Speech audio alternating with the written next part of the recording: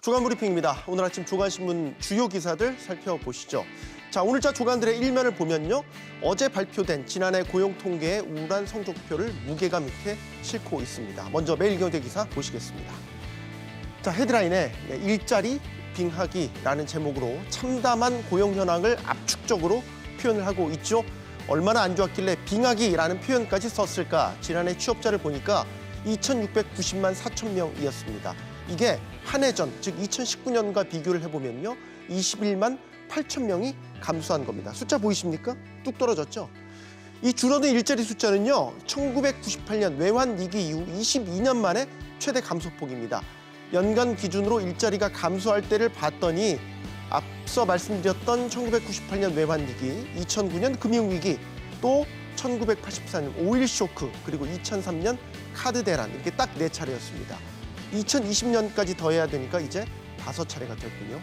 기사에서는 재정 집행으로 60대 이상 노인층 일자리만 늘어나 일자리 양극화가 최악으로 치닫고 있다고 분석하고 있습니다. 사진도 눈여겨보셔야 되는데 이게 다 구직자들의 모습입니다. 일자리 이야기 하나 더 이어가야 될 것 같습니다. 조선일보로 가보겠습니다. 조선일보는 요즘 가장 잘 나간다는 온라인 쇼핑몰 업체 쿠팡의 고용 실태 민낯을 취재한 기사를 일면을 할애 보도했습니다. 보시죠. 쿠팡은 다른 기업과 달리 택배 기사를 쿠팡맨이라는 이름으로 직고용하고 있어서 모범 사례로 거론되고 있습니다. 그런데 정작 줄퇴사가 줄을 잇고 있다고 전하고 있습니다. 한 달간 퇴사율이 어느 정도니 봤더니요. 8.6%에 이르고요.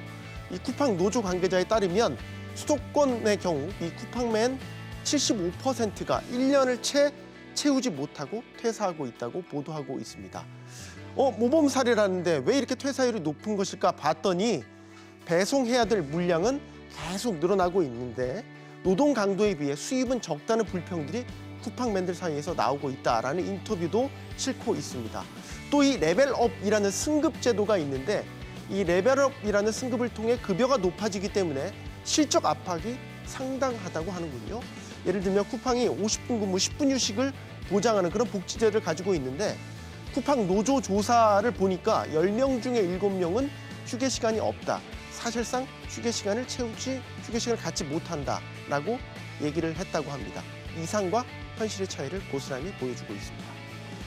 다음 한국경제신문으로 가겠습니다. 한국경제신문은 원자재 빅사이클이라는 제목의 기사를 일면에서 다루고 있습니다. 흥미롭죠? 이 기사에서는 코로나19 확산 여파로 추락을 거듭하던 국제유가가 12개월 만에 보이십니까? 네, 반등했죠? 최고치로 올랐고요. 유가뿐 아니라 구리, 철광석, 은, 옥수수 같은 주요 원자재 가격까지 줄줄이 고공행진을 벌이고 있다. 이렇게 전하고 있습니다. 자, 코로나19 사태가 상품 시장에 슈퍼사이클을 일으키는 촉매제가 됐다라는 이 골드만삭스 원자재 부문 책임자의 말을 빌어서 앞으로 10년간 원자재 슈퍼사이클에 접어들 것이다라는 전망이 나온다고 한국경제신문 그렇게 보도하고 있습니다. 자, 다시 한번 조선일보로 가보도록 하겠습니다.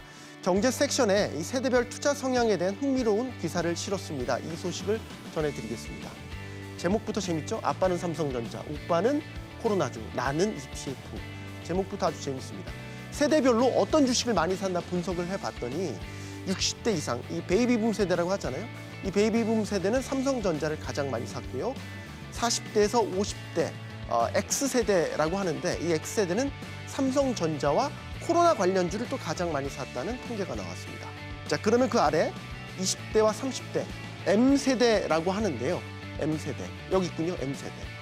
M세대에서는 순위가 바뀝니다. 삼성전자가 2위로 밀리고요. 코로나 관련주가 1위에 오릅니다.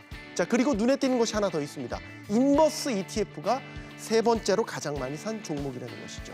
자, 그리고 마지막 20대 초반의 Z세대. Z세대는 삼성전자 주식을 가장 많이 사기는 했지만 두 번째로 많이 산 종목이 인버스 상장 기수펀드입니다. 그러면 공통점이 눈에 보이시죠? M세대와 Z세대가 인버스가 붙은 ETF를 가장 많이 샀다는 게 눈에 띕니다. 인버스라는 건요, 지수의 역방향으로 추종한다는 뜻입니다. 예를 들면 코스피가 떨어져야 인버스 종목은 수익이 나는 구조라는 겁니다.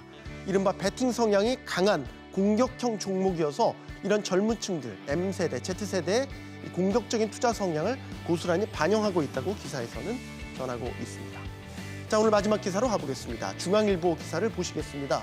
최근 현대차가 미래차 행보에 속도를 내고 있죠. 내연기관 엔진도 더 이상 개발하지 않는다고 하니까 현대차가 이래도 되나 싶을 정도로 광폭 행보를 보이고 있습니다. 중앙일보는요, 현대차의 광폭 행보에 대한 분석 기사를 실었습니다. 현대차가 전기차 전용 플랫폼 eGMP를 최초로 적용한 아이오닉5를 공개했죠. 국내는 물론 글로벌 시장에서 현대차의 전기차 시장 경쟁력을 판가름할 차종으로 꼽힌다. 이렇게 기사에서는 분석하고 있습니다. 사진, 정의선 회장 그리고 팀 쿡 애플 CEO 사진을 싣고 있는데 주목해야 될 것 또 하나의 현대차의 광폭 행보 중에서 가장 눈에 띄는 것이 바로 이 애플과의 맞손이 아닐까 싶습니다. 대표적인 변화를 예상해 보자면 이제 아이폰 사용자들은 자동차 키 없이 현대차를 운전할 수 있게 된다는 것입니다. 반대로 생각해 보면 스마트폰 잃어버리면 큰일 나겠군요. 주간 브리핑이었습니다.